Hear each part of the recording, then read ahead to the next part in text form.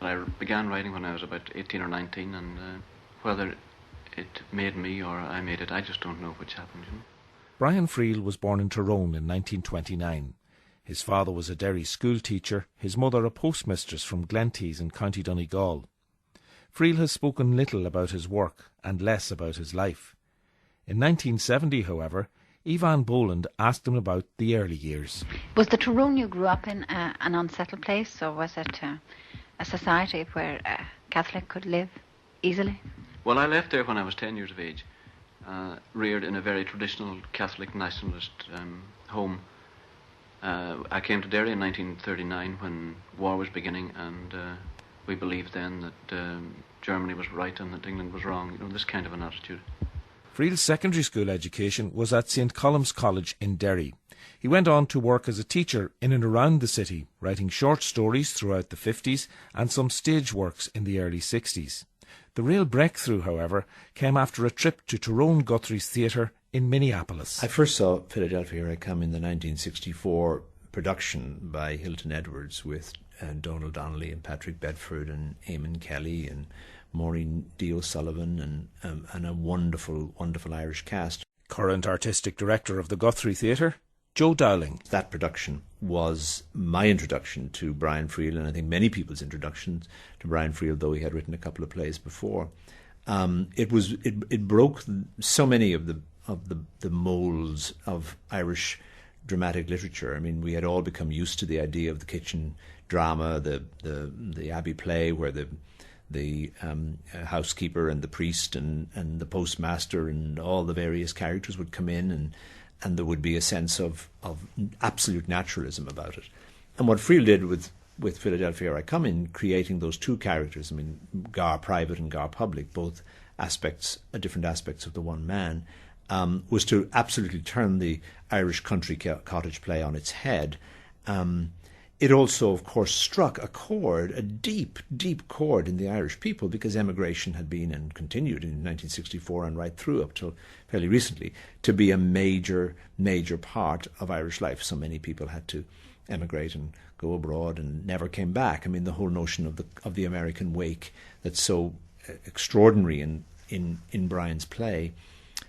So when it played in New York in that original production, of course, it was a sensational success. And so to bring it back, as I had the opportunity to do in the early 90s in New York, and then subsequently I did a production of it at the Guthrie Theatre, where indeed Brian had been Tyrone Guthrie's observer. He'd been an observer at the very first season here in 1963.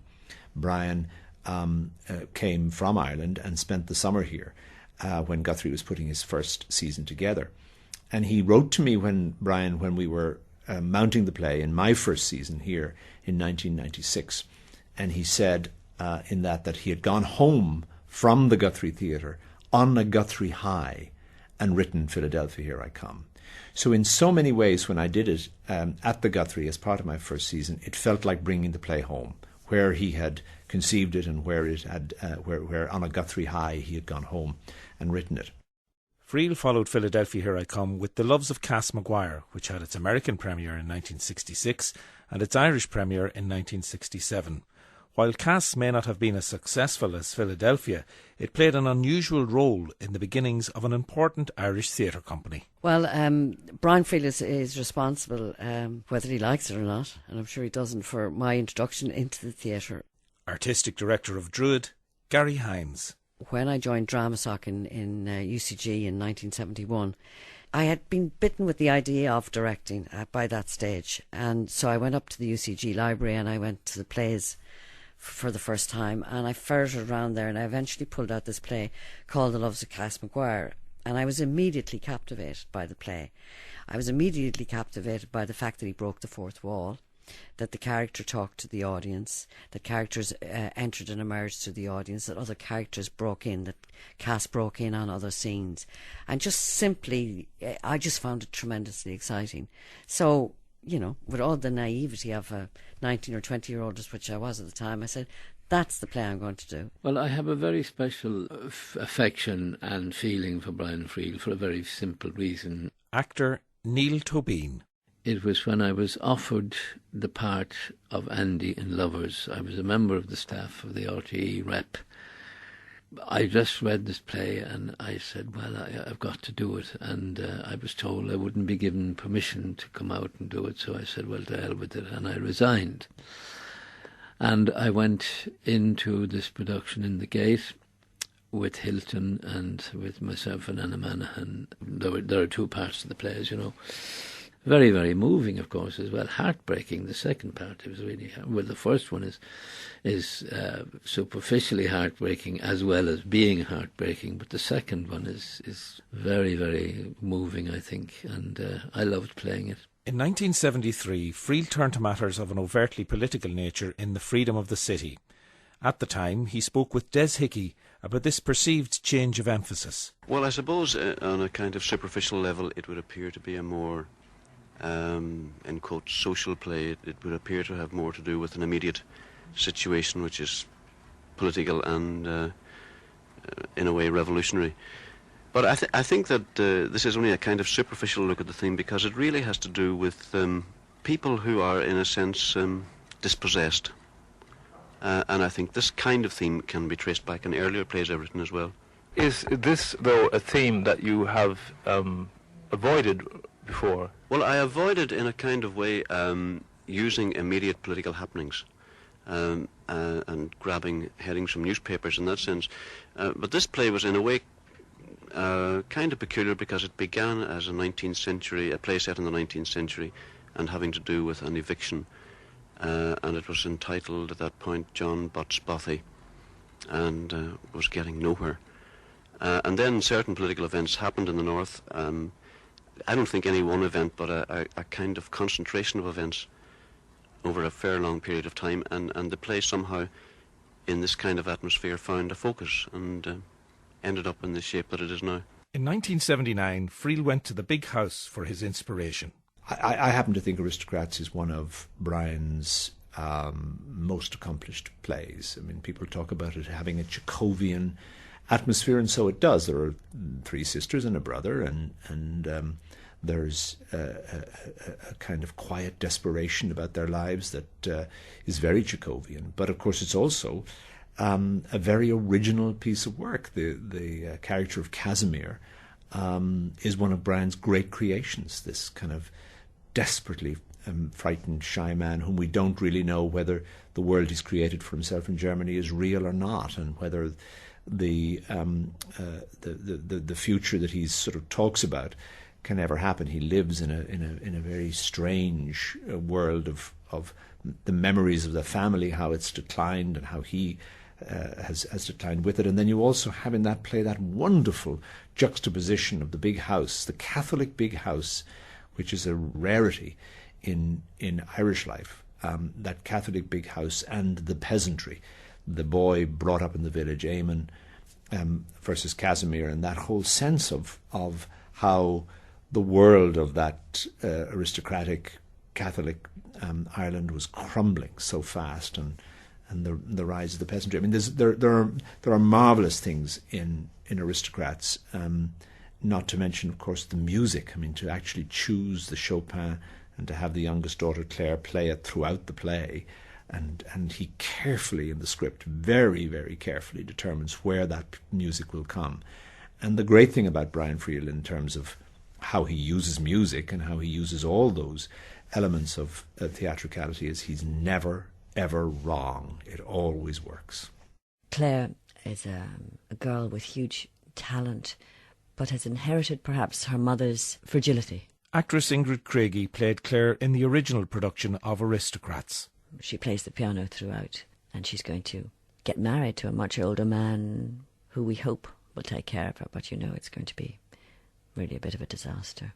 When we were doing Aristocrats in 1978, 79, Brian was absent from some of the rehearsal because he was in New York mounting the original production of Faith Healer with James Mason and his wife Clarissa Kay and Donald Donnelly. And as we all know now, that first production was not a success, and I think there were many reasons for that. Directed by Jose Quintero, it was a production that was put into a theatre that was way too large for it, and while Brian has always argued that James Mason, in fact, did well in the play. It just somehow didn't connect with its audience. And he came back somewhat depressed by this experience, as you can imagine, because here was a play he believed, and I think many people who had read it believed was an absolute work of genius.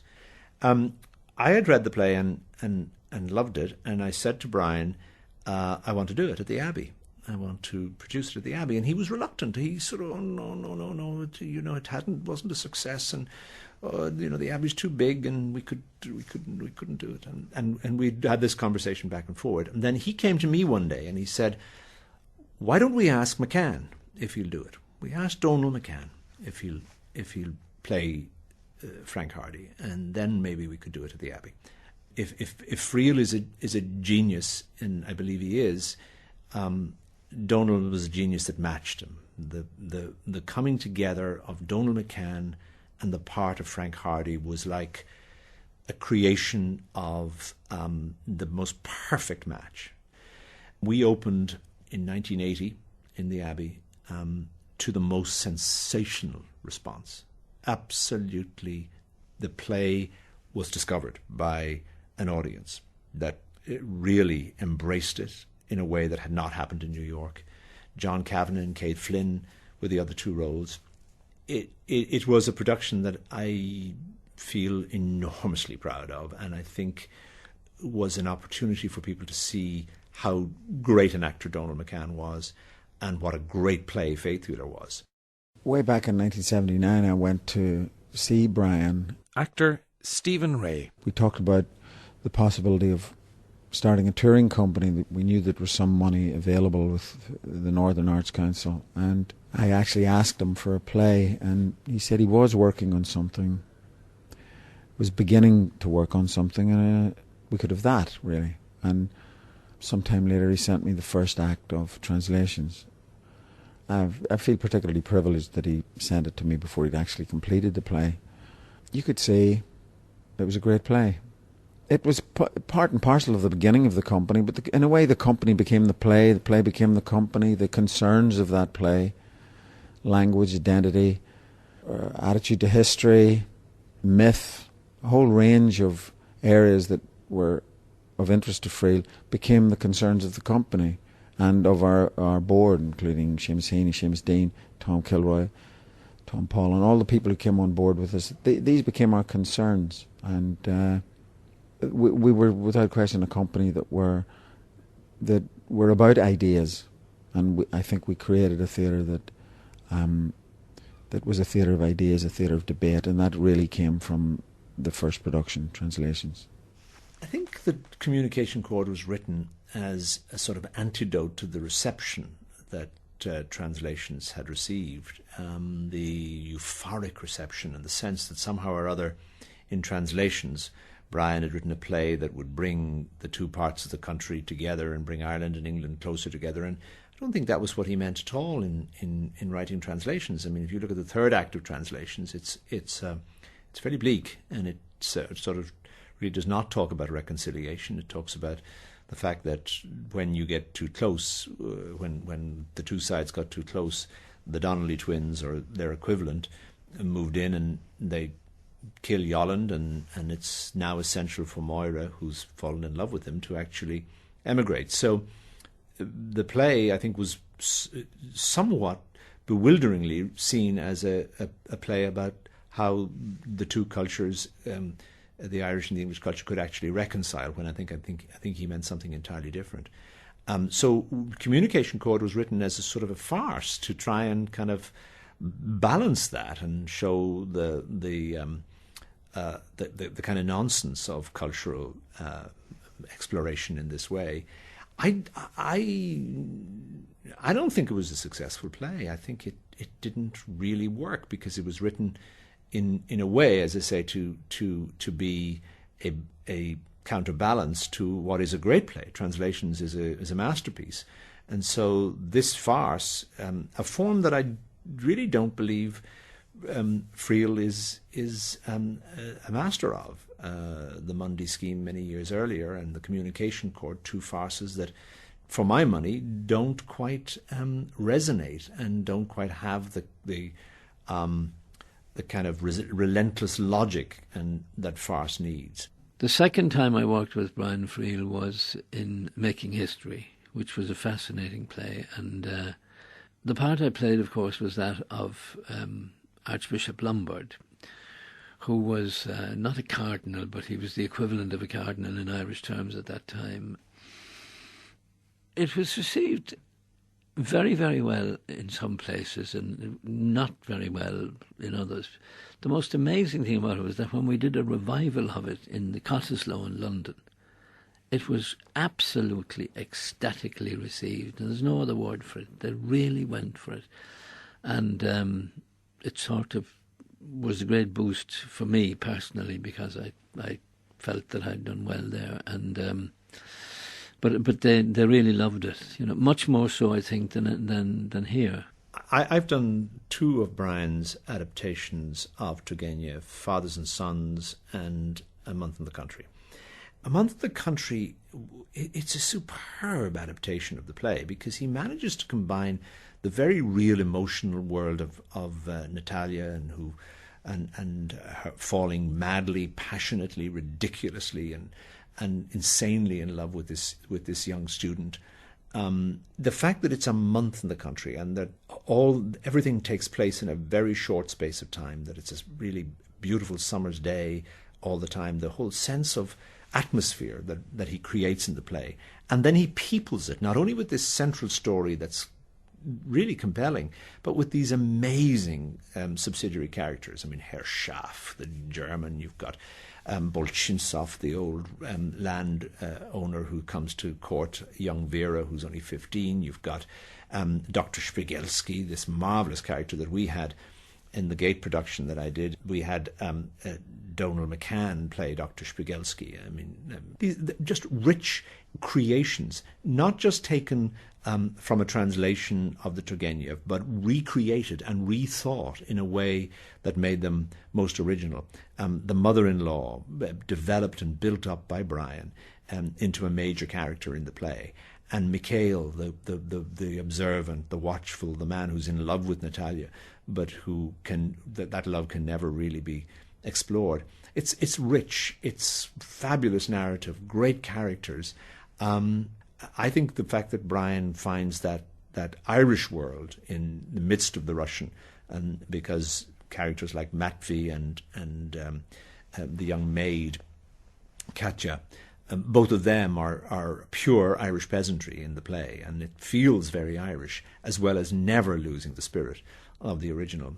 He's a brilliant translator of both Chekhov and Turgenev. I mean, his Three Sisters that he did, together with those other, and the Uncle Vanya that he did. He just has the gift of being able to listen to those texts and recreate them in a way that makes them highly original and yet true to their original origins. I'd never actually directed a Brian Friel play, although I knew Brian and had seen all his plays at the Abbey through the 70s and in the 80s. Patrick Mason directed the Tony Award-winning Dancing at Lunasa, which opened at the Abbey Theatre in April 1990. When I was reading the script of Lunasa for the first time, Brian's Friel's stage directions are extraordinarily detailed. Who dances, in what order they dance, how they dance, the character of their dance. And I thought, this is an interesting one. Now, this is extraordinary. And I thought, how strange that it comes in the middle of Act 1. Because usually you would think this sort of big moment, big musical moment, would be some kind of climactic end of an act or end of the play, or indeed some sort of great celebration, as indeed they, when they made the movie of it, they made the dance the sort of big final number, and then you realised exactly why Brian Friel had put it in the middle of the first act, because and I didn't see it at first. You see, there's the genius of the man, and I said, "Are you sure now?" And he said, "I think you'll find it's in the right place." And yeah, sure enough, there it was, because it comes at you sort of, in one sense, it comes at you out of nowhere, but it lifts the whole play onto a completely different level. And from then on, for the rest of the evening, you never you can never go, as it were, back on yourself. You now know what is going on in this house. You know what is at stake. You know what lies under every word and every deed that then happens for the rest of the evening. And although you never see the sisters dance again, of course there are the other dance sequences with the Jerry Evans and the sort of Fred Astaire stuff. It's always resonating in the back of your head for the rest of the evening, and it's the mark of a genius playwright that the calculation is so exact and it is so effective. I was in the original production of Wonderful Tennessee. It was the play that came immediately after Dancing at Lunacy. It's very interesting for lots of reasons, but of course there were huge expectations, the wrong expectations on the play. People wanted Dancing at Lunacy. That's what they expected, and it was nothing like Dancing at Lunacy. It's a much more difficult play in many ways. It's a bleak play. These characters are waiting, longing, hoping, and it's unfulfilled. They don't achieve where they're going. Maybe that's the point. You never get there. You're left on the pier, but there is a sense of maybe reconciliation, of a possibility of going forward. Molly Sweeney was an extraordinary experience, partly because Brian himself directed, and I think, if I'm not right in saying, it was the first time he'd ever directed. Mark Lambert played Frank in the first production of Molly Sweeney, directed by Brian Friel at the Gate in 1994. The language and the poetry of the piece and the character itself, again, that's fundamental in Brian's writing. It never becomes, although it may be beautiful language and elegiac at times and moving, the characters that you are playing are always three-dimensional, and you can get right under the skin of each character, and that's what I was able to do in Molly Sweeney. Well, just as I was, I think, asked to do Dancing at Lunacy because of my interest in music and dance and, I suppose, non-naturalistic theatre, when it came to performances, Michael Colgan was very keen that I should work again with Brian Friel, and Brian had become very interested in the music and the story behind the writing of the Intimate Letters string quartet. Janacek as an old man, his passionate affair with this married woman that had risen to this, given rise to this extraordinary sort of flowering of both music and sort of letter writing. Anyway, music is a real, it's a problem on the stage, because the tension was, is this going to turn into a concert or is it going to be a play? Which is it going to be? And Friel would always say, no, it's a play, it has to be a play. And we got to the first preview, and I'm a great believer in saying, let us work ourselves to death to get the thing as it is conceived. And if at the end of that, it still ain't working, then let's see what we have to do. And this is what we did. And we got to the first preview, and Brian said to me, I'm wrong. It's not working. And the two movements are too long at the end. And I said, well, I think you're right. I think that's actually right. It turns into a concert. And it was absolutely clear from performance that once you'd played the second movement, the last movement, though necessary musically, was dramatically not necessary. In fact, what again tilted the evening into a concert rather than a play. And we looked at various ways that we might just say, well, it is a concert and play it, but we decided, and again, Friel was very strong on this, no, it has to be a play. It has to end up as a play. So we took out that movement. And I think it did work very well. It became a play. It's been done since, and they simply played the quartet first, and then they did the play. And that is a way we actually thought of doing it, that, the first half of the movement, first half of the evening would be the quartet, and then you'd hear the play, plus bits of the quartet.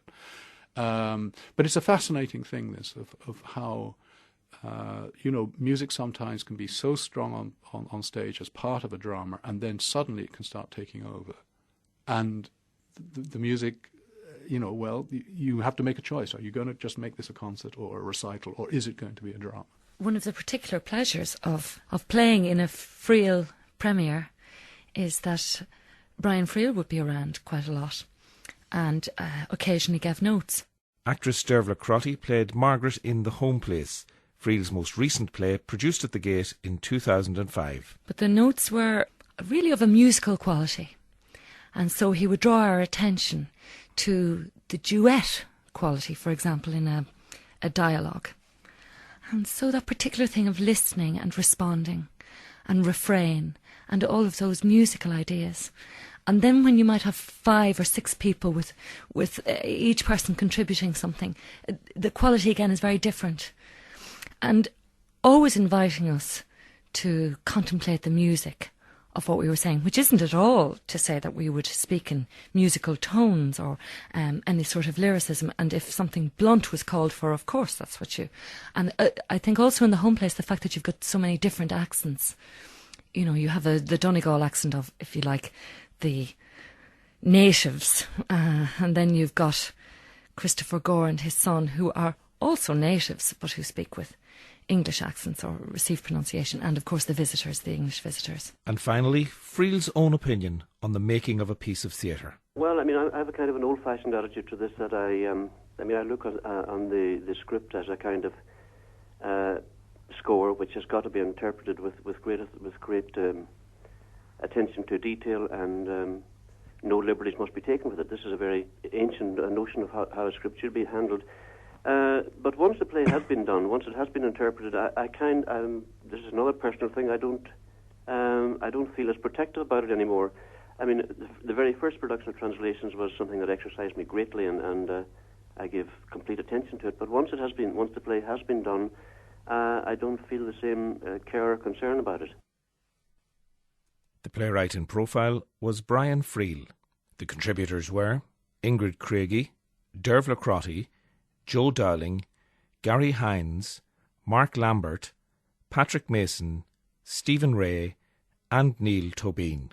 And you heard Friel himself in programmes with Yvonne Boland, John Bowman and Des Hickey. Playwrights in Profile was compiled and presented by Sean Rocks and produced by Kevin Reynolds.